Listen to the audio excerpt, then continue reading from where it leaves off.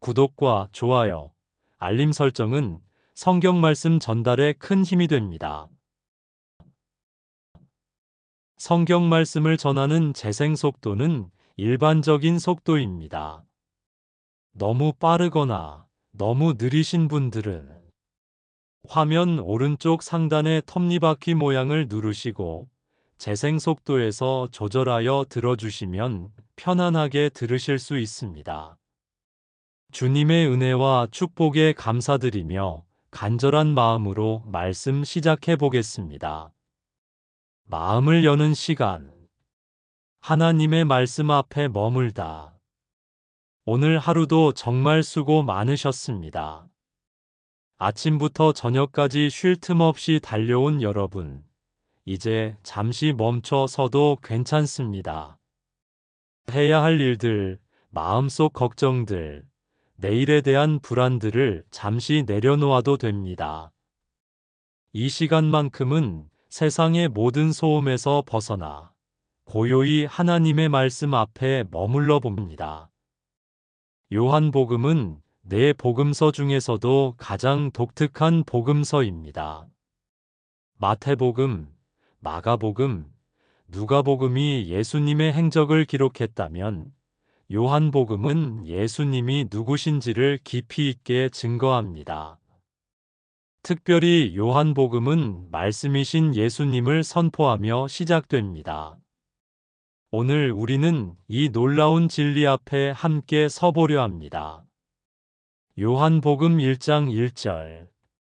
태초에 말씀이 계시니라. 이 말씀이 하나님과 함께 계셨으니 이 말씀은 곧 하나님이시니라. 태초라는 단어를 들으면 무엇이 떠오르시나요? 만물이 창조되기 전부터, 우주가 존재하기 전부터, 시간이 시작되기 전부터 이미 말씀이 계셨다는 것입니다. 이 말씀은 단순한 소리나 문자가 아닙니다. 이 말씀은 하나님과 함께 계셨고, 이 말씀은 곧 하나님이십니다. 놀랍지 않으십니까? 우리가 읽고 듣는 하나님의 말씀이 단지 좋은 교훈이나 도덕적 가르침이 아니라 바로 하나님 자신이라는 것입니다. 그래서 하나님의 말씀은 권능이 있습니다. 창조의 능력이 있고 생명을 주는 힘이 있습니다. 요한복음 1장 3절. 만물이 그로 말미암아 지은 바 되었으니 지은 것이 하나도 그가 없이는 된 것이 없느니라. 이 우주의 모든 것, 하늘의 별들, 땅의 꽃 한 송이, 바다의 물고기 한 마리까지 모두 이 말씀으로 지어졌습니다. 그렇다면 여러분의 삶도 마찬가지입니다. 여러분이 겪고 있는 그 상황, 풀리지 않는 그 문제도 이 말씀 앞에서는 새로워질 수 있습니다. 만물을 창조하신 그 말씀이 지금 여러분을 향해 말씀하고 계십니다. 혹시 오늘 하루가 힘드셨나요? 아무리 노력해도 풀리지 않는 문제들로 마음이 무거우신가요? 사람들의 말에 상처받고 세상의 시선에 지쳐 계신가요? 그렇다면 이 말씀을 기억하십시오. 태초부터 계신 그 말씀, 천지를 창조하신 그 말씀이 지금 여러분을 향해 말씀하고 계십니다. 어떤 문제도 어떤 상황도 이 말씀보다 크지 않습니다. 요한복음 1장 4절. 그 안에 생명이 있었으니 이 생명은 사람들의 빛이라. 말씀 안에는 생명이 있습니다. 죽은 것을 살리시는 생명, 불가능을 가능케 하시는 생명, 절망을 희망으로 바꾸시는 생명이 그 안에 담겨 있습니다. 우리가 때때로 영적으로 메마르고 힘이 없고 방향을 잃은 것처럼 느껴질 때가 있습니다. 마치 생명력을 잃은 것 같고 모든 것이 무의미하게 느껴질 때가 있습니다. 바로 그때 우리에게 필요한 것이 이 생명의 말씀입니다. 요한복음을 읽을 때 이 말씀을 묵상할 때 우리 안에 생명이 흐르기 시작합니다. 말라버린 심령이 다시 촉촉해지고 지친 영혼이 새 힘을 얻습니다. 이것은 단지 감정적인 위로가 아닙니다. 실제로 하나님의 생명이 우리 안에 역사하시는 것입니다. 요한복음 1장 5절. 빛이 어둠에 빛이 돼 어둠이 깨닫지 못하더라. 말씀은 살아 있습니다. 2000년 전에 기록된 고대의 문서가 아니라 지금 이 순간에도 살아 역사하시는 하나님의 음성입니다. 그 말씀이 우리의 가장 깊은 곳까지 도달하여 상처를 치유하시고 어둠을 밝히시고 생명을 불어넣으십니다. 이 생명은 사람들의 빛이라고 말씀합니다.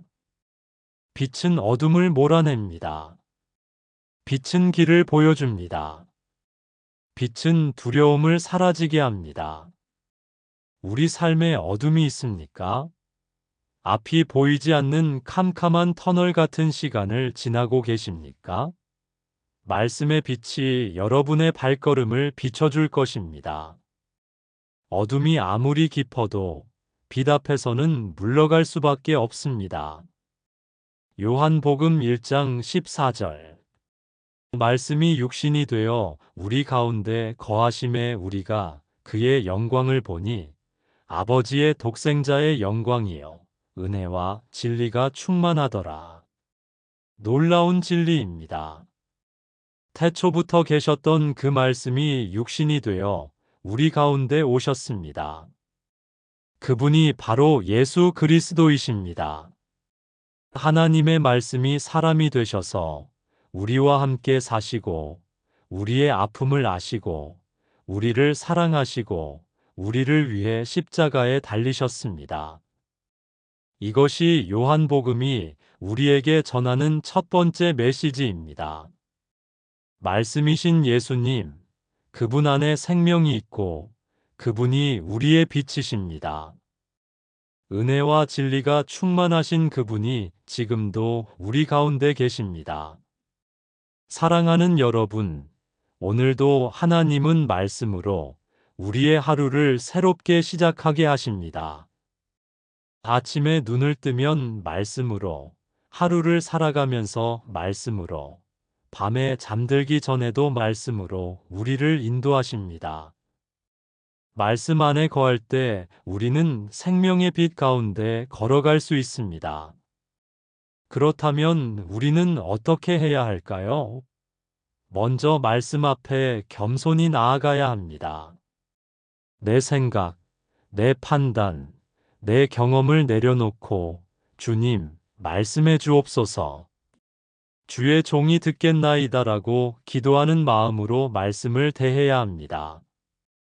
요한복음을 읽을 때 단지 정보를 얻으려 하지 말고 말씀하시는 예수님을 만나려는 기대함으로 읽어야 합니다. 그리고 감사해야 합니다.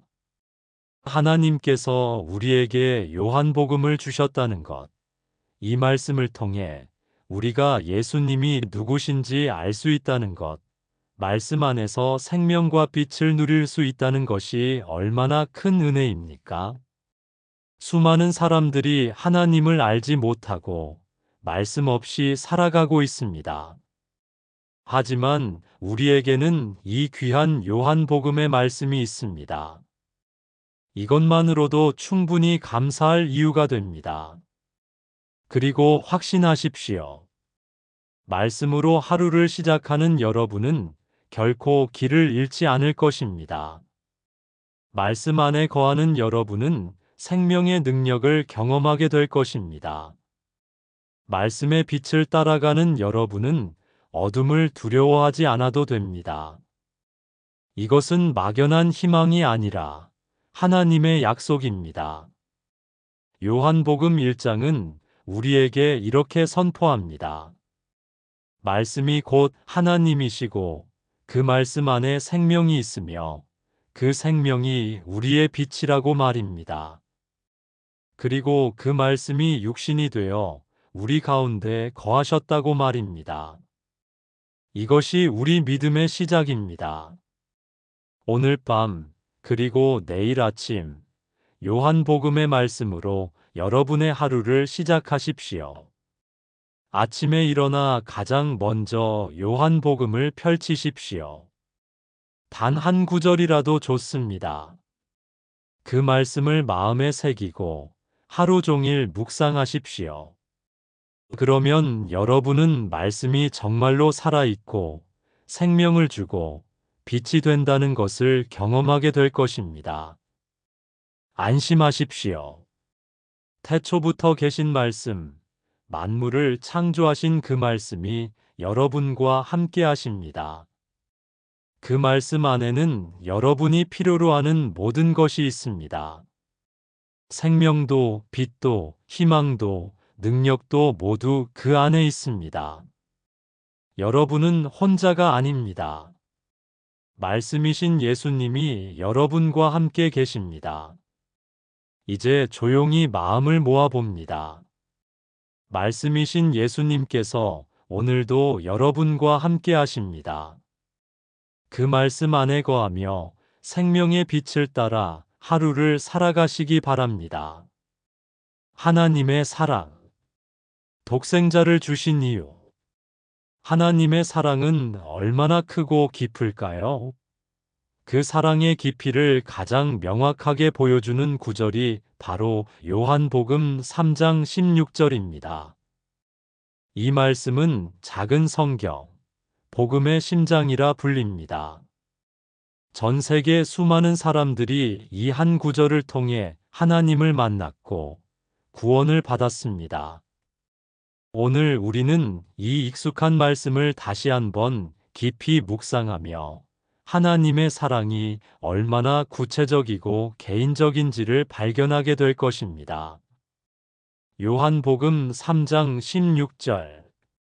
하나님이 세상을 이처럼 사랑하사 독생자를 주셨으니 이는 그를 믿는 자마다 멸망하지 않고 영생을 얻게 하려 하심이라. 이처럼 사랑하사 이 표현 속에는 형언할 수 없는 하나님 사랑의 강도가 담겨 있습니다. 그렇게 그토록 이처럼 사랑하셨다는 것입니다. 얼마나 사랑하셨기에, 어느 정도로 사랑하셨기에 독생자를 내어주셨을까요? 하나님에게는 아들이 한 분밖에 없으셨습니다. 독생자라는 말은 하나밖에 없는 아들이라는 뜻입니다. 그 유일하신 아들, 영원 전부터 함께 계셨던 그 아들, 온 우주보다 더 귀한 그 아들을 이 세상을 위해 내어주셨습니다. 이것이 바로 하나님 사랑의 크기입니다. 혹시 여러분은 지금 자신이 사랑받을 자격이 없다고 느끼고 계십니까? 너무 많이 실수했고, 너무 많이 넘어졌고, 너무 부족해서 하나님께서 나를 사랑하실 리 없다고 생각하십니까? 그렇다면 이 말씀을 다시 보십시오. 하나님이 세상을 이처럼 사랑하사 세상입니다. 의로운 사람만이 아닙니다. 완벽한 사람만이 아닙니다. 죄로 가득한 이 세상, 하나님을 거역하는 이 세상을 사랑하셨습니다. 요한복음 3장 17절. 하나님이 그 아들을 세상에 보내신 것은 세상을 심판하려 하심이 아니요 그로 말미암아 세상이 구원을 받게 하려 하심이라.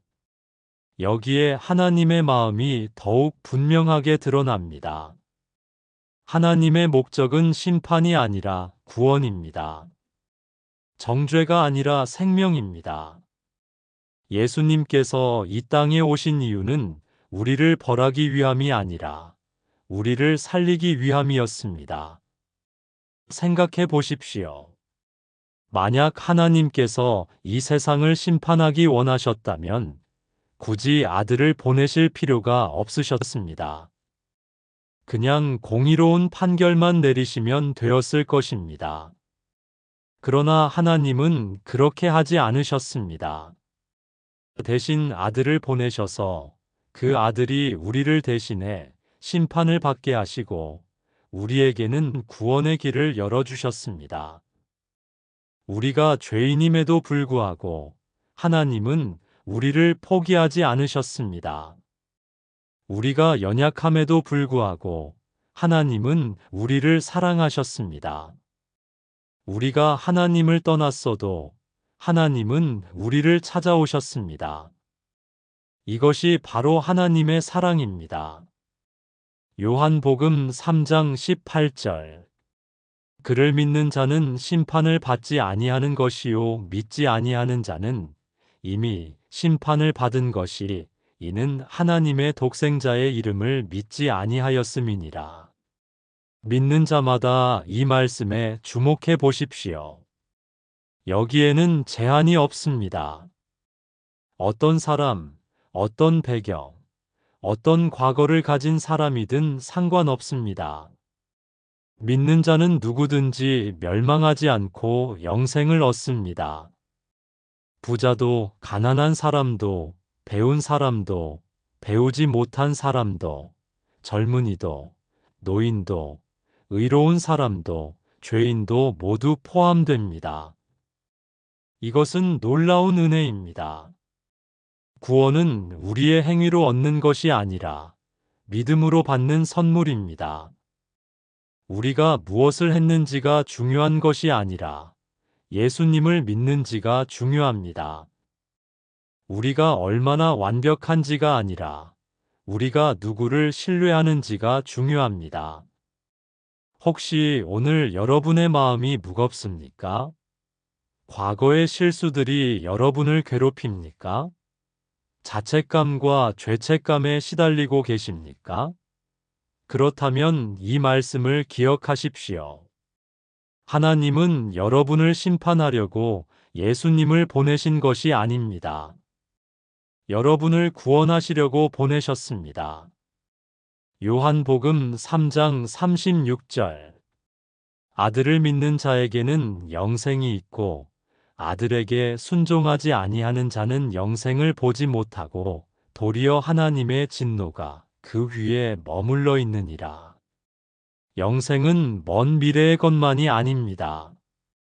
영생이 있고라고 현재형으로 말씀하고 있습니다. 예수님을 믿는 순간 우리는 이미 영생을 소유하게 됩니다. 죽은 후에 시작되는 생명이 아니라 지금 이 순간부터 시작되는 영원한 생명입니다. 이 영생은 단순히 끝없이 사는 것을 의미하지 않습니다.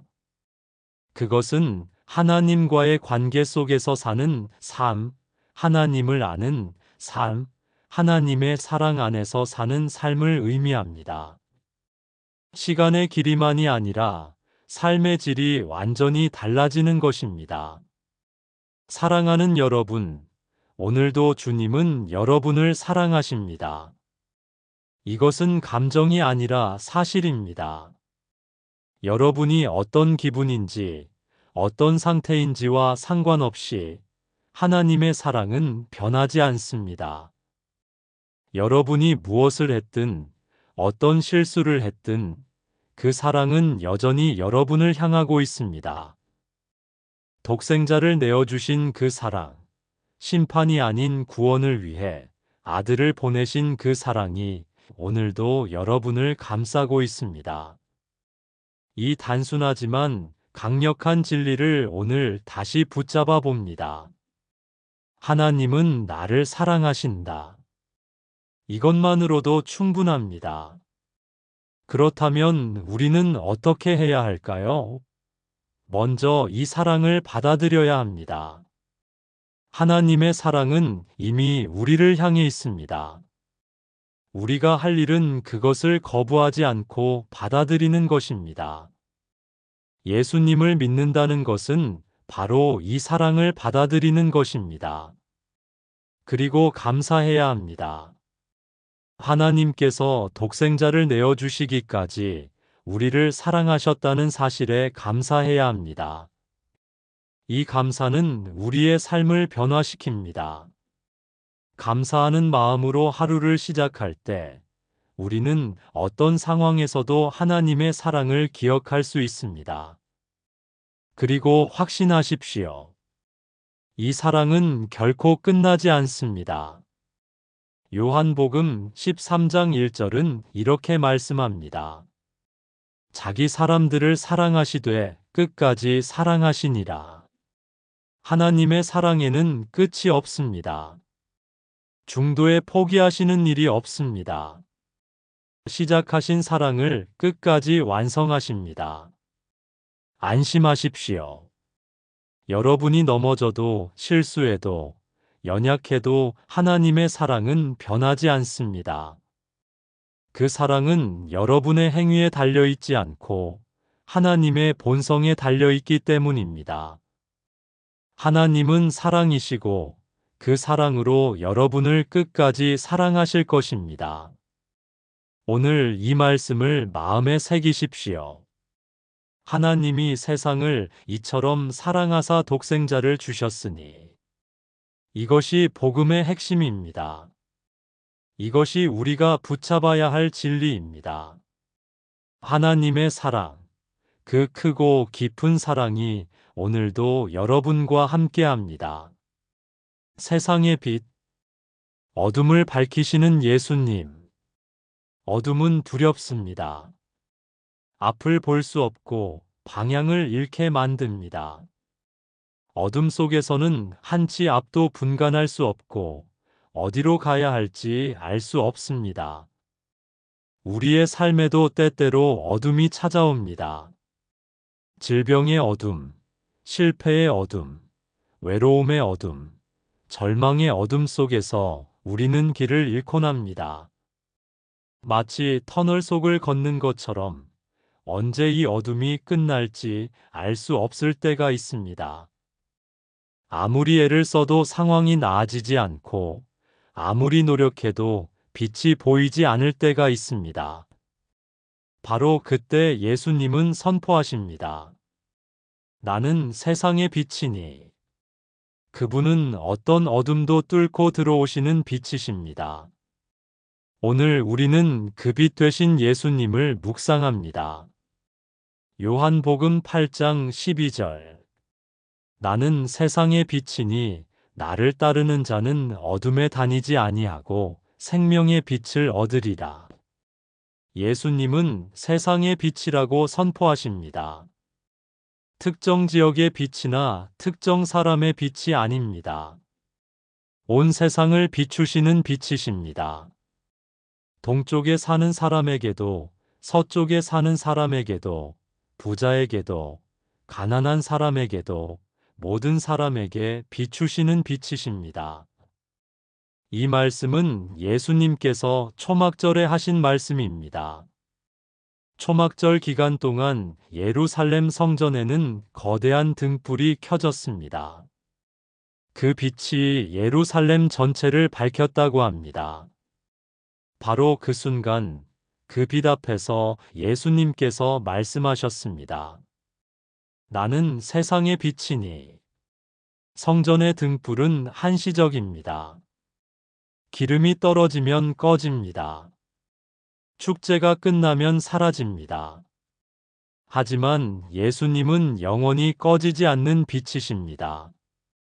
어떤 바람도 어떤 폭풍도 이 빛을 끌 수 없습니다. 세상의 모든 어둠을 다 모아도 이 빛 하나를 이길 수 없습니다. 나를 따르는 자는 어둠에 다니지 아니하고 이 말씀에 주목해 보십시오. 빛을 얻는 조건은 단순합니다. 그분을 따르는 것입니다. 내 생각대로, 내 방법대로가 아니라 예수님을 따라가는 것입니다. 내가 앞서가는 것이 아니라 예수님을 뒤따라가는 것입니다. 혹시 지금 여러분은 어둠 속을 걷고 계십니까? 앞날이 보이지 않아 불안하십니까? 어디로 가야 할지 방향을 잃으셨습니까? 그렇다면 예수님을 따라가십시오. 주님께서 앞서가시며 길을 밝혀주실 것입니다. 여러분은 그저 그분의 뒤를 따라가기만 하면 됩니다. 요한복음 9장 5절. 내가 세상에 있는 동안에는 세상의 빛이로라. 이 말씀은 예수님께서 날 때부터 맹인이었던 사람을 고치시기 직전에 하신 말씀입니다. 그 사람은 태어날 때부터 한 번도 빛을 본 적이 없었습니다. 해도, 달도, 별도, 부모의 얼굴도 본 적이 없었습니다. 그의 세상은 온통 어둠이었습니다. 제자들은 그 맹인을 보며 물었습니다. 누가 죄를 범하였기에 이 사람이 맹인으로 태어났습니까?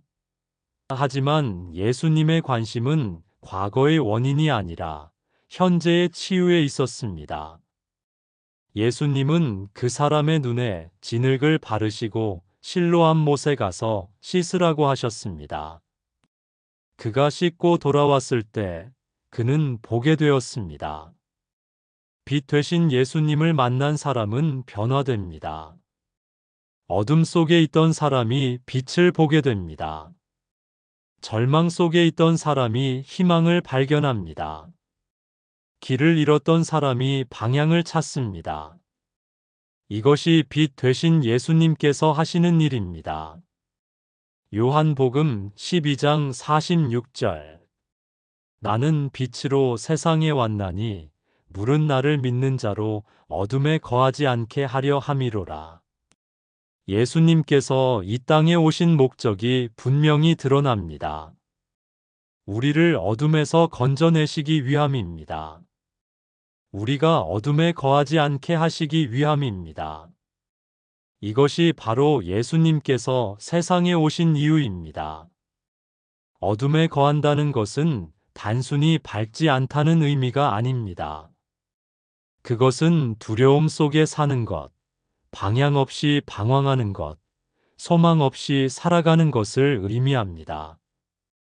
죄의 어둠, 죽음의 어둠, 절망의 어둠 속에서 헤매는 것을 의미합니다.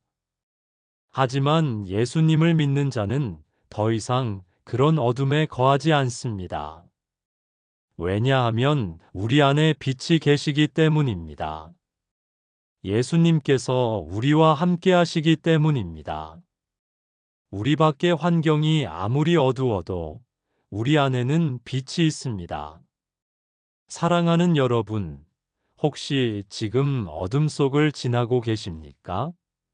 질병으로, 경제적 어려움으로, 관계의 어려움으로 힘든 시간을 보내고 계십니까?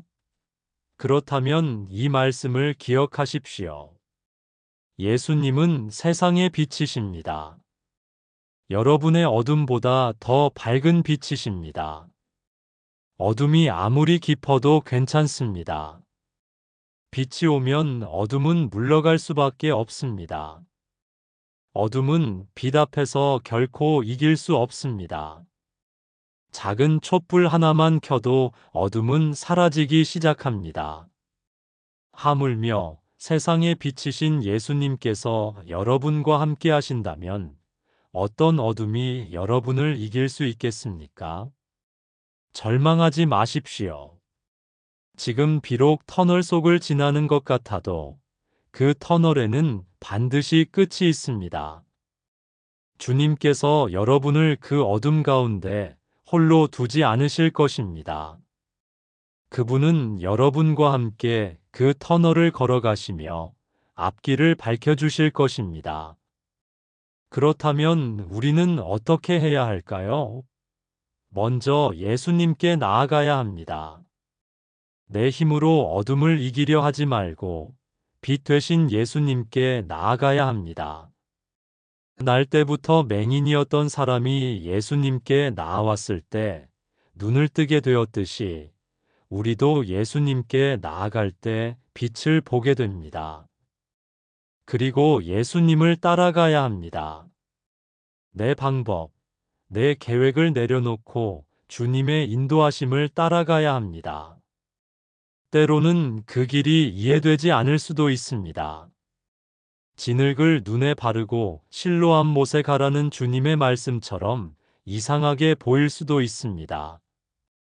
하지만 순종할 때 우리는 빛을 보게 됩니다. 그리고 감사해야 합니다. 어둠 속에서도 빛 되신 예수님께서 우리와 함께 하신다는 것에 감사해야 합니다. 그분이 우리의 발걸음을 비추고 계신다는 것에 감사해야 합니다. 감사는 우리의 영적 눈을 밝게 합니다. 확신하십시오. 예수님은 세상의 빛이십니다. 그 빛은 지금도 여러분을 비추고 있습니다. 여러분이 느끼든 느끼지 못하든 그 빛은 여전히 빛나고 있습니다. 구름이 해를 가려도 해는 여전히 빛나듯이 여러분의 상황이 아무리 어두워도 예수님의 빛은 여전히 빛나고 있습니다. 안심하십시오. 어둠은 영원하지 않습니다. 밤이 아무리 길어도 반드시 아침이 옵니다. 여러분의 어둠도 반드시 끝이 있습니다. 빛 되신 예수님께서 여러분과 함께 하시기 때문입니다. 그분의 빛을 따라 한 걸음씩 나아가십시오. 그러면 어느새 여러분은 어둠을 지나 빛 가운데 서 있는 자신을 발견하게 될 것입니다. 생수의 근원, 목마름을 채우시는 주님. 우리는 항상 목마릅니다. 성공을 향한 목마름, 인정받고 싶은 목마름, 사랑받고 싶은 목마름, 행복을 향한 목마름이 우리 마음속 깊은 곳에 자리하고 있습니다. 그래서 우리는 끊임없이 무언가를 찾아 헤맵니다. 더 많은 돈, 더 높은 지위, 더 나은 관계를 통해 이 갈증을 해소하려고 합니다. 세상은 우리에게 수많은 우물을 제공합니다. 이것을 마시면 만족할 것이라고, 저것을 얻으면 행복할 것이라고 속삭입니다. 하지만 그것들은 우리의 갈증을 잠시 멈추게 할 뿐, 결코 완전히 채우지 못합니다. 마치 사마리아 여인처럼 우리도 우물가를 떠돌며 진짜 만족을 찾고 있습니다. 그런데 예수님은 말씀하십니다. 내게로 와서 마시라. 오늘 우리는 영원한 생수 되신 주님을 만납니다. 요한복음 4장 13절에서 14절. 예수께서 대답하여 이르시되 이 물을 마시는 자마다 다시 목마르려니와 내가 주는 물을 마시는 자는 영원히 목마르지 아니하리니 내가 주는 물은 그 속에서 영생하도록 솟아나는 샘물이 되리라. 사마리아 여인은 정오의 우물가에 나왔습니다. 보통 여인들은 아침 일찍이나 저녁 시원할 때 물을 기르러 갔습니다. 하지만 이 여인은 뜨거운 한낮에 홀로 나왔습니다. 사람들의 시선을 피하기 위해서였습니다. 그녀는 5번 결혼했고 지금은 결혼하지 않은 남자와 살고 있었습니다. 사람들의 손가락질과 비난을 피해 그녀는 뜨거운 태양 아래 홀로 우물가로 향했습니다. 바로 그 우물가에서 그녀는 예수님을 만났습니다. 예수님께서 그녀에게 물을 달라고 하셨습니다. 유대인과 사마리아인은 상종하지 않았는데 예수님은 그 벽을 넘어 먼저 말을 걸어주셨습니다. 그리고 그녀에게 생수에 대해 말씀하셨습니다. 이 물을 마시는 자마다 다시 목마르려니와 예수님은 분명히 말씀하십니다. 세상이 주는 것은 일시적 만족일 뿐이라고 말입니다. 야곱의 우물은 좋은 우물이었습니다. 수백 년 동안 사람들에게 물을 공급했습니다. 하지만 그 물을 마셔도 다시 목마르게 됩니다. 돈을 많이 벌어도 명예를 얻어도 성공을 해도 우리는 다시 목마르게 됩니다.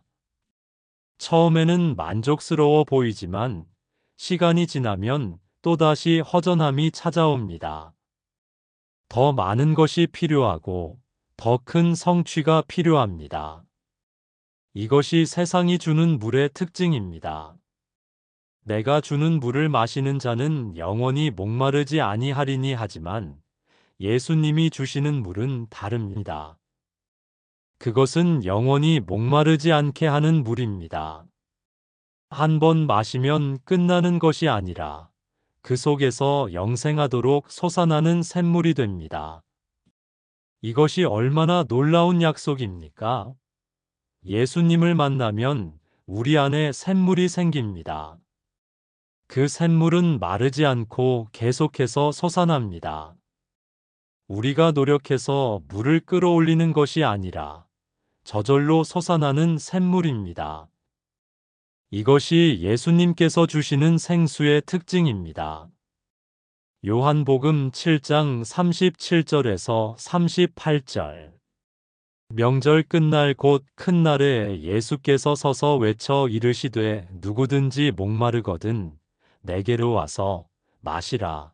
나를 믿는 자는 성경의 이름과 같이 그 배에서 생수의 강이 흘러나오리라 하시니. 이 말씀은 초막절 마지막 날에 하신 말씀입니다. 초막절 기간 동안 제사장들은 매일 실로암 못에서 물을 길어 성전에 부었습니다. 이것은 광야에서 반석으로부터 물이 솟아났던 것을 기념하는 의식이었습니다. 바로 그 절기의 마지막 날, 예수님께서 큰 소리로 외치셨습니다.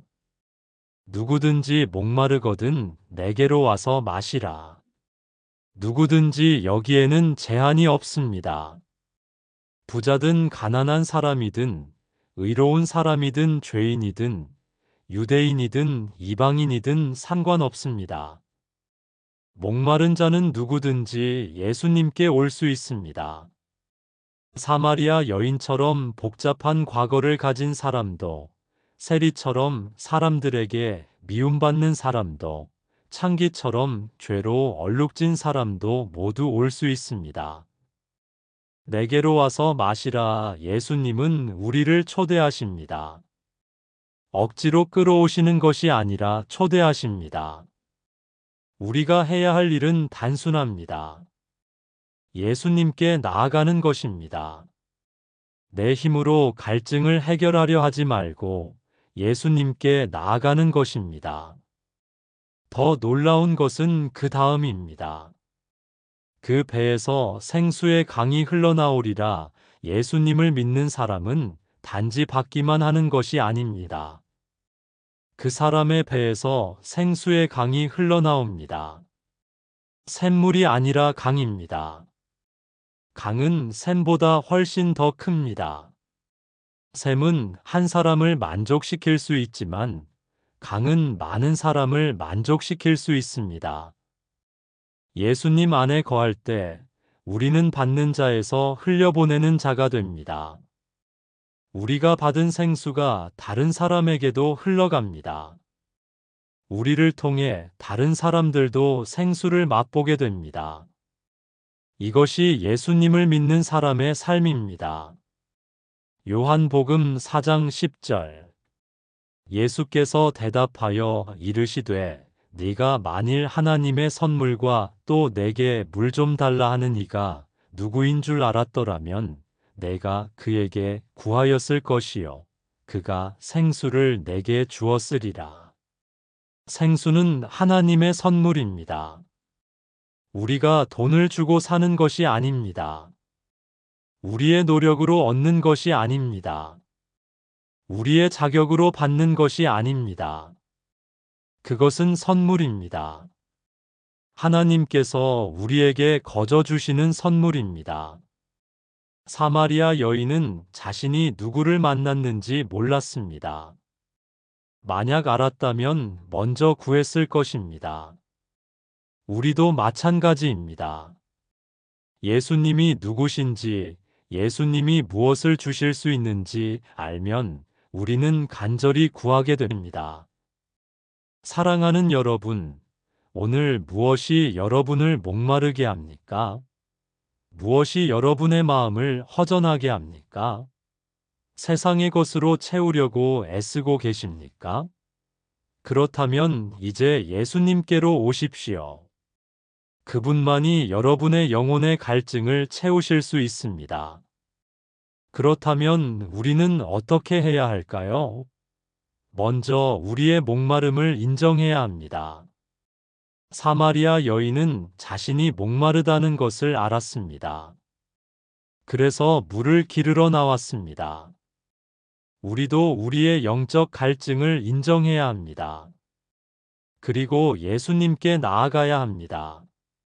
다른 곳에서 찾지 말고 오직 예수님께 나아가야 합니다. 그분만이 생수를 주실 수 있습니다.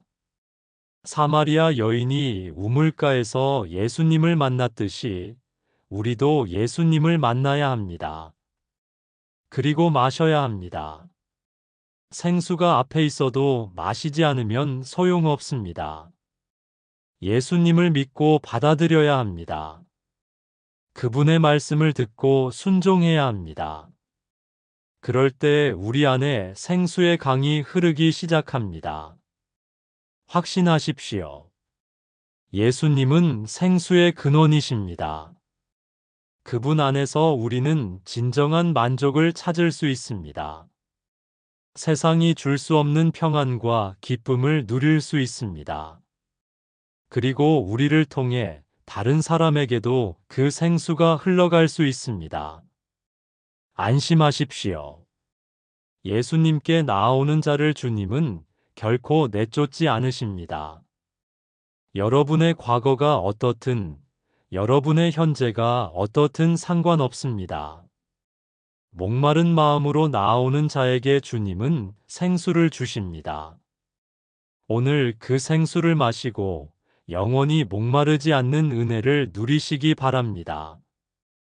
길과 진리와 생명. 예수님만이 유일한 길. 우리는 길을 찾는 시대에 살고 있습니다. 어떻게 살아야 하는지, 무엇이 진리인지, 어디에서 생명을 찾을 수 있는지 수많은 목소리가 외칩니다. 인터넷에는 무수히 많은 정보가 있고, 서점에는 수많은 자기계발서가 있으며, 세상은 온갖 종류의 해답을 제시합니다. 모든 길이 옳다고 말하는 사람들도 있습니다. 각자 자기 방식대로 살면 된다고, 절대적인 진리는 없다고 말합니다. 혼란스러운 시대입니다. 무엇이 옳은지, 어디로 가야 하는지 분간하기 어려운 시대입니다. 바로 이런 시대에 예수님의 이 선언은 매우 명확하고 분명합니다. 나는 길이요, 진리요, 생명이니. 오늘 우리는 유일하신 길 되신 예수님을 묵상합니다. 요한복음 14장 6절. 예수께서 이르시되 나는 길이요, 진리요, 생명이니 나로 말미암지 않고는 아버지께로 올 자가 없느니라. 이 말씀은 예수님께서 십자가를 앞두고 제자들에게 하신 말씀입니다. 제자들은 불안했습니다. 예수님께서 떠나신다는 말씀을 듣고 두려워했습니다. 주님, 어디로 가십니까? 우리가 그 길을 어떻게 알 수 있습니까? 도마가 물었습니다. 바로 그때 예수님께서 이 놀라운 말씀을 하셨습니다. 나는 길이요. 예수님은 길을 아시는 분이 아니라 길 자체이십니다. 예수님은 길을 가르치시는 선생이 아니라 우리가 걸어가야 할 길 그 자체이십니다. 도로 표지판이 길을 가리키듯이 예수님은 길을 가리키는 것이 아니라 바로 그 길이십니다. 이것이 무슨 의미입니까? 우리가 예수님을 따라가면 우리는 길을 잃지 않는다는 의미입니다. 예수님이 곧 길이시기 때문에 예수님과 함께하면 우리는 항상 올바른 길 위에 있게 됩니다. 예수님에게서 떠나는 순간 우리는 길을 벗어나게 됩니다. 나는 진리요. 예수님은 진리를 가르치시는 분이 아니라 진리 자체이십니다. 세상에는 수많은 이론과 철학과 종교가 있습니다. 각각 자신들이 진리라고 주장합니다. 하지만 예수님은 말씀하십니다. 나는 진리요. 예수님 안에 모든 진리가 있습니다. 요한복음 8장 32절. 진리를 알지니 진리가 너희를 자유롭게 하리라. 진리는 우리를 자유롭게 합니다. 거짓은 우리를 속박하지만 진리는 우리를 해방시킵니다.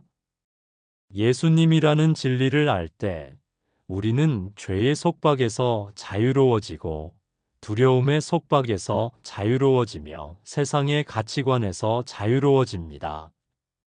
나는 생명이니 예수님은 생명을 주시는 분이 아니라 생명 자체이십니다. 예수님이 계신 곳에 생명이 있습니다. 예수님에게서 떠나면 생명이 없습니다. 이것은 육체적 생명만을 말하는 것이 아니라 영원한 생명, 참된 생명을 말합니다. 요한복음 11장 25절에서 26절.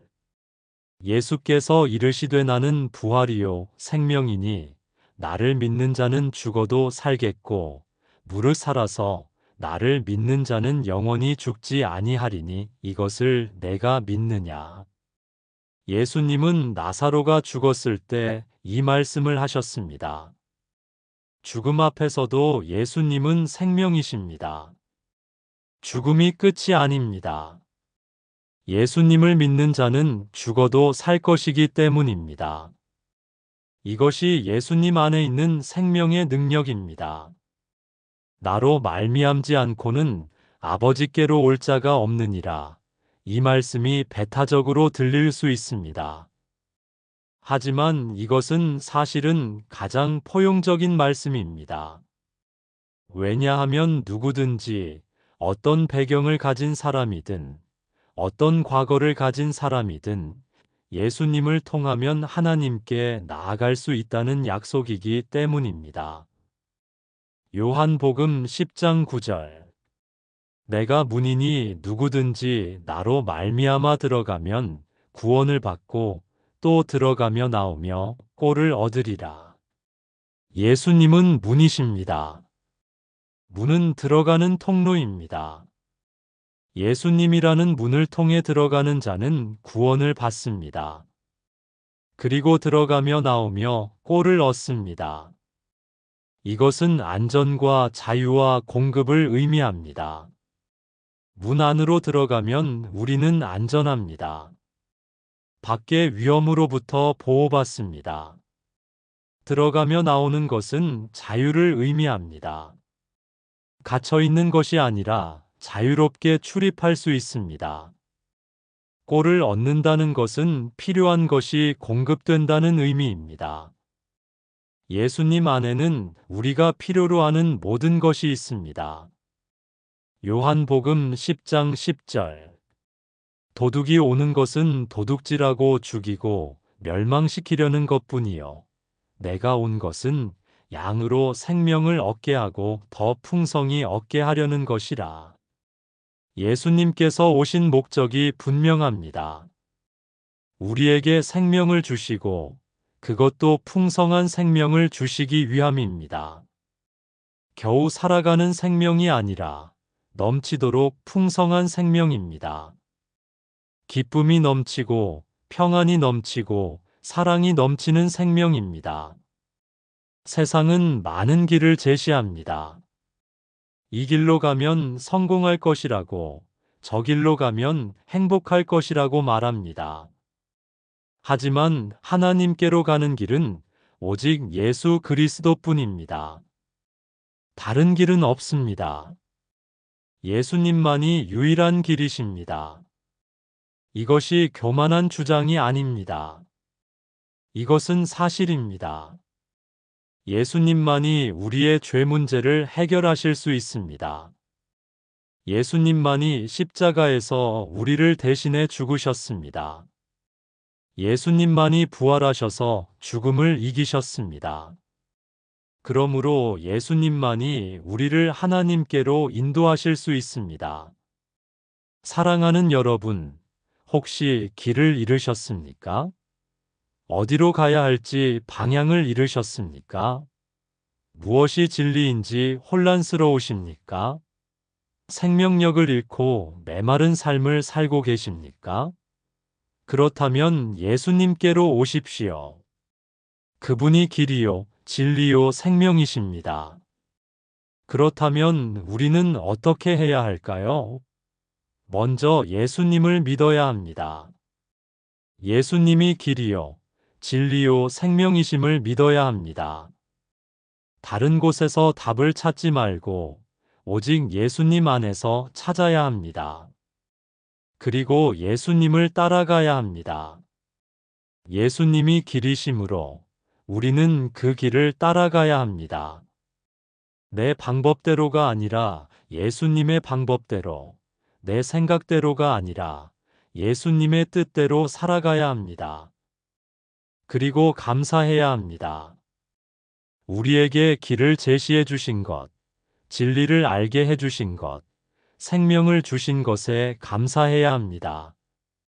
이 모든 것이 예수님 안에 있습니다. 이것이 얼마나 큰 은혜입니까? 확신하십시오. 예수님은 길이요, 진리요, 생명이십니다.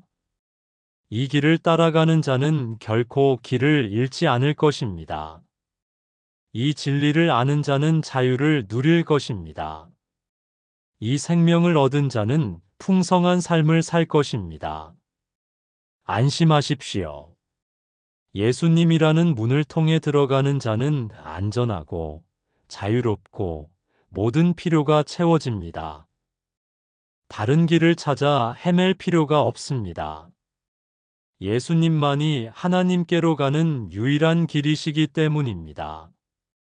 오늘 이 길 위에 굳게 서시기 바랍니다. 참 포도나무. 주님과 연결된 삶. 나무와 가지의 관계는 생명의 가장 기본적인 원리를 보여줍니다. 가지는 나무에 붙어 있을 때만 살아 있습니다. 나무로부터 양분을 공급받고 물을 공급받으며 그래서 꽃을 피우고 열매를 맺습니다. 푸르고 생동감이 넘칩니다. 하지만 나무에서 떨어진 가지는 어떻게 됩니까? 금방 시들어 버립니다. 말라버립니다. 아무리 좋은 가지라도 나무에서 떨어지면 죽습니다. 예수님은 자신을 참 포도나무로 우리를 가지로 비유하셨습니다. 이것은 우리 신앙의 본질을 가장 명확하게 보여주는 비유입니다. 우리는 예수님께 붙어 있어야만 살 수 있습니다. 예수님께 붙어 있어야만 열매를 맺을 수 있습니다. 오늘 우리는 주님 안에 거하는 삶의 의미를 깊이 묵상합니다. 요한복음 15장 4절에서 5절.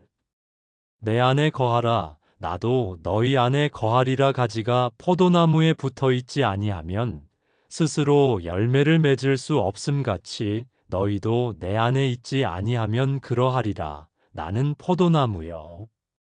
너희는 가지라. 그가 내 안에 내가 그 안에 거하면 사람이 열매를 많이 맺나니 나를 떠나서는 너희가 아무것도 할 수 없음이라. 내 안에 거하라. 이것은 명령이자 동시에 초대입니다. 예수님께서 우리에게 명령하시는 것은 우리를 구속하기 위함이 아니라 우리를 살리기 위함입니다. 거한다는 것은 잠깐 방문하는 것이 아닙니다. 계속해서 머무는 것입니다. 지속적으로 연결되어 있는 것입니다. 포도나무 농장을 가보신 적이 있습니까? 포도나무에는 수많은 가지들이 달려 있습니다. 그 가지들은 나무에서 떨어지지 않습니다. 바람이 불어도 비가 와도 태풍이 와도 나무에 단단히 붙어 있습니다. 왜냐하면 그것이 가지의 본질이기 때문입니다. 가지는 나무에 붙어 있도록 창조되었습니다. 우리도 마찬가지입니다. 우리는 예수님 안에 거하도록 창조되었습니다. 예수님께 붙어 있는 것이 우리의 본래 모습입니다. 예수님에게서 떨어지는 것이 부자연스러운 것입니다. 그런데 우리는 때때로 스스로 떨어지려고 합니다. 내 힘으로, 내 방법으로 살려고 합니다. 가지가 포도나무에 붙어 있지 아니하면 스스로 열매를 맺을 수 없음. 이것은 단순한 비유가 아니라 영적 진리입니다. 가지는 스스로 열매를 맺을 수 없습니다. 아무리 노력해도, 아무리 애를 써도 불가능합니다. 오직 나무에 붙어 있을 때만 자연스럽게 열매가 맺힙니다. 우리도 마찬가지입니다. 우리의 노력으로, 우리의 의지로 영적 열매를 만들어낼 수 없습니다. 선한 성품, 사랑, 기쁨, 평안, 인내 같은 것들을 우리 스스로 만들어낼 수 없습니다. 오직 예수님 안에 거할 때 자연스럽게 이런 열매들이 맺힙니다. 요한복음 15장 1절에서 2절. 나는 참 포도나무요 내 아버지는 농부라. 물은 내게 붙어 있어 열매를 맺지 못하는 가지는 아버지께서 그것을 제거해 버리시고, 물은 열매를 맺는 가지는 더 열매를 맺게 하려 하여 그것을 깨끗하게 하시느니라. 예수님은 참 포도나무라고 하셨습니다. 거짓 포도나무가 아닙니다. 다른 포도나무들은 시간이 지나면 병들거나 죽을 수 있습니다. 하지만 예수님은 영원히 살아계시는 참 포도나무이십니다. 이 나무에 붙어 있으면 우리는 결코 생명력을 잃지 않습니다. 하나님 아버지는 농부이십니다. 농부는 포도나무를 돌보는 사람입니다. 사랑으로 돌보시고 관심을 가지고 보살피십니다. 열매 맺지 못하는 가지는 제거하시고 열매 맺는 가지는 깨끗하게 하십니다. 이것은 심판이 아니라 사랑입니다. 더 좋은 열매를 맺게 하기 위한 하나님의 돌보심입니다. 나를 떠나서는 너희가 아무것도 할 수 없음이라. 이 말씀이 우리의 무능함을 지적하는 것이라고 생각하십니까? 아닙니다. 이것은 의존의 아름다움을 가르치는 것입니다. 우리는 하나님께 의존하도록 창조되었습니다. 독립이 아니라 의존이 우리의 본래 모습입니다. 세상은 독립을 강조합니다. 스스로 서라고, 혼자 힘으로 해내라고 말합니다. 하지만 하나님의 방식은 다릅니다. 하나님은 우리가 예수님께 의존하기를 원하십니다. 그것이 가장 강한 모습입니다. 가지가 나무에 붙어 있는 것은 약함이 아니라 지혜입니다. 요한복음 15장 7절. 너희가 내 안에 거하고 내 말이 너희 안에 거하면 무엇이든지 원하는 대로 구하라. 그리하면 이루리라. 예수님 안에 거하는 사람에게는 놀라운 약속이 있습니다. 무엇이든지 원하는 대로 구하면 이루어진다는 것입니다. 그런데 이것은 마술 램프가 아닙니다. 조건이 있습니다. 너희가 내 안에 거하고 내 말이 너희 안에 거하면. 예수님 안에 거하는 사람은 예수님의 마음을 가진 사람입니다. 예수님의 말씀이 그 사람 안에 있습니다. 그러므로 그 사람이 원하는 것은 자연스럽게 하나님의 뜻과 일치하게 됩니다. 예수님 안에 거할수록 우리의 욕망이 정화되고 우리의 기도가 하나님의 뜻과 맞아떨어지게 됩니다. 요한복음 15장 16절. 너희가 나를 택한 것이 아니요 내가 너희를 택하여 세웠나니 이는 너희로 가서 열매를 맺게 하고 또 너희 열매가 항상 있게 하여 내 이름으로 아버지께 무엇을 구하든지 다 받게 하려 함이라. 우리가 예수님을 선택한 것이 아닙니다. 예수님께서 먼저 우리를 선택하셨습니다. 우리를 가지로 삼으신 것은 예수님의 은혜입니다. 그리고 그 목적이 분명합니다. 우리로 가서 열매를 맺게 하고 그 열매가 항상 있게 하기 위함입니다. 열매가 항상 있다는 것은 일시적이지 않다는 의미입니다. 한때만 열매 맺는 것이 아니라 지속적으로 열매를 맺는 것입니다. 예수님 안에 거하는 한 우리는 계속해서 열매를 맺습니다. 봄에도 여름에도 가을에도 겨울에도 열매가 있습니다. 사랑하는 여러분, 혹시 영적으로 메마름을 느끼십니까? 열매 없는 삶을 살고 계십니까? 아무리 노력해도 변화가 없어 좌절하십니까? 그렇다면 이 말씀을 기억하십시오. 가지는 스스로 열매를 맺을 수 없습니다. 오직 나무에 붙어 있을 때만 가능합니다. 그렇다면 우리는 어떻게 해야 할까요? 먼저 예수님께 붙어 있어야 합니다. 거한다는 것은 말씀 묵상, 기도, 예배, 순종을 통해 그분과의 교제를 지속하는 것입니다. 매일 아침 말씀을 읽으십시오. 수시로 기도하십시오. 주님과 대화하십시오. 그리고 말씀에 순종해야 합니다. 예수님의 말씀이 우리 안에 거한다는 것은 그 말씀대로 사는 것을 의미합니다. 듣기만 하는 것이 아니라 행하는 것입니다. 순종할 때 우리는 더욱 깊이 예수님 안에 거하게 됩니다. 그리고 자신의 무능함을 인정해야 합니다. 나를 떠나서는 아무것도 할 수 없다는 고백이 필요합니다. 이것은 패배주의가 아닙니다. 이것은 겸손입니다. 이것은 진실입니다.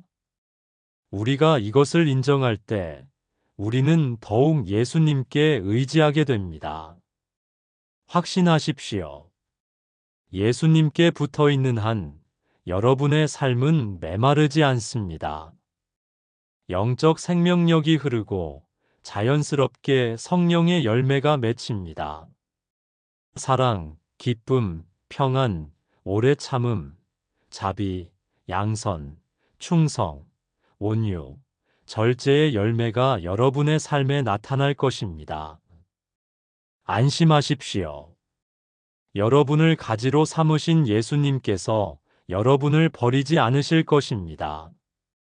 하나님 아버지께서 농부로서 여러분을 돌보실 것입니다. 때로는 가지치기가 아플 수도 있습니다. 하지만 그것은 더 많은 열매를 맺게 하기 위한 사랑의 손길입니다. 예수님 안에 거하십시오. 그것이 풍성한 삶의 비결입니다. 평안으로 마무리. 주님의 약속 안에 쉬다. 하루를 마무리하는 이 시간, 우리에게 가장 필요한 것은 평안입니다. 오늘 하루 동안 우리는 많은 것들과 마주했습니다. 기쁜 일도 있었고, 힘든 일도 있었을 것입니다. 성공도 있었고, 실패도 있었을 것입니다. 사람들과의 좋은 만남도 있었고, 상처받는 순간도 있었을 것입니다. 하루를 돌아보면 마음 한구석이 무겁습니다. 내일에 대한 불안이 밀려옵니다. 해결되지 않은 문제들, 풀리지 않는 걱정들, 다가오는 어려움들이 우리를 짓누릅니다. 과거의 상처가 다시 떠오르고 현재의 고통이 우리를 괴롭히며 미래의 두려움이 우리를 불안하게 합니다. 바로 이런 우리에게 예수님은 평안을 약속하셨습니다. 그것도 세상이 줄 수 없는 평안을 말입니다. 오늘 우리는 요한복음이 전하는 이 놀라운 평안의 약속 안에서 하루를 마무리하고 내일을 준비합니다. 요한복음 14장 27절 평안을 너희에게 끼치노니 곧 나의 평안을 너희에게 주노라. 내가 너희에게 주는 것은 세상이 주는 것과 같지 아니하니라. 너희는 마음에 근심하지도 말고 두려워하지도 말라. 예수님께서 주시는 것은 나의 평안입니다. 예수님 자신이 가지고 계신 그 평안을 우리에게 주신다는 것입니다. 예수님은 어떤 평안을 가지고 계셨습니까? 십자가를 앞두고도 흔들리지 않으셨던 평안, 폭풍우 속에서도 잠을 주무실 수 있었던 평안, 사람들의 배신 앞에서도 사랑을 잃지 않으셨던 평안입니다. 그 평안이 바로 우리에게 주어집니다. 이것은 상상할 수 없을 만큼 큰 선물입니다. 예수님의 평안, 하나님의 아들이 가지신 그 평안이 우리의 것이 된다는 것입니다. 이것을 믿으십니까? 내가 너희에게 주는 것은 세상이 주는 것과 같지 아니하니라. 세상이 주는 평안은 환경에 달려 있습니다. 모든 것이 잘 풀릴 때, 건강할 때, 경제적으로 안정될 때, 관계가 좋을 때만 평안합니다. 환경이 바뀌면 평안도 사라집니다. 마치 파도 위에 떠 있는 배처럼 계속 흔들립니다. 하지만 예수님이 주시는 평안은 환경과 무관합니다. 폭풍우가 몰아쳐도, 어려움이 닥쳐도, 시련이 와도 그 평안은 흔들리지 않습니다. 왜냐하면 그 평안은 환경이 아니라 예수님 자신에게서 나오기 때문입니다. 예수님과 함께하는 한 우리는 평안합니다. 너희는 마음에 근심하지도 말고 두려워하지도 말라. 이것은 단순한 긍정적 사고가 아닙니다. 그냥 걱정하지 말라는 말이 아닙니다. 이것은 평안을 주시겠다는 주님의 약속에 기초한 명령입니다. 예수님께서 평안을 주시겠다고 약속하셨으니 우리는 근심하지 않아도 되고 두려워하지 않아도 됩니다. 요한복음 16장 33절 이것을 너희에게 이르는 것은 너희로 내 안에서 평안을 누리게 하려 함이라. 세상에서는 너희가 환난을 당하나 담대하라. 내가 세상을 이기었노라. 예수님은 환난이 없을 것이라고 말씀하지 않으셨습니다. 세상에서는 환난을 당한다고 분명히 말씀하셨습니다. 예수님을 믿는다고 해서 문제가 사라지는 것이 아닙니다. 어려움이 없어지는 것이 아닙니다. 우리는 여전히 이 세상에서 살아가며 세상의 고난을 경험합니다. 그런데도 예수님은 담대하라고 하십니다. 왜 우리가 담대할 수 있습니까? 내가 세상을 이기었노라. 예수님께서 이미 세상을 이기셨기 때문입니다. 예수님은 십자가에서 죽으셨지만 부활하셨습니다. 죽음도, 죄도, 사탄도 예수님을 이기지 못했습니다. 예수님께서 모든 것을 이기셨습니다. 그리고 그 승리가 우리의 것입니다. 예수님 안에 있는 우리도 이기는 자들입니다. 환난이 와도 우리는 이깁니다. 어려움이 닥쳐도 우리는 이깁니다. 왜냐하면 우리 안에 계신 예수님께서 이미 승리하셨기 때문입니다. 요한복음 20장 19절 이날 곧 안식 후 첫날 저녁 때에 제자들이 유대인들을 두려워하여 모인 곳의 문들을 닫았더니 예수께서 오사 가운데 서서 이르시되 너희에게 평강이 있을지어다. 부활하신 예수님께서 제자들에게 처음 하신 말씀이 무엇입니까? 너희에게 평강이 있을지어다. 제자들은 두려움에 떨고 있었습니다. 문을 꽁꽁 닫아 걸고 숨어 있었습니다. 예수님이 십자가에 달려 죽으셨으니 자신들도 잡혀갈까봐 두려워했습니다. 바로 그 두려움 한가운데 예수님께서 오셨습니다. 닫힌 문도 예수님을 막을 수 없었습니다. 그리고 첫 마디가 평강이 있을지어다였습니다. 책망이 아니었습니다. 나무람이 아니었습니다. 평강의 선포였습니다.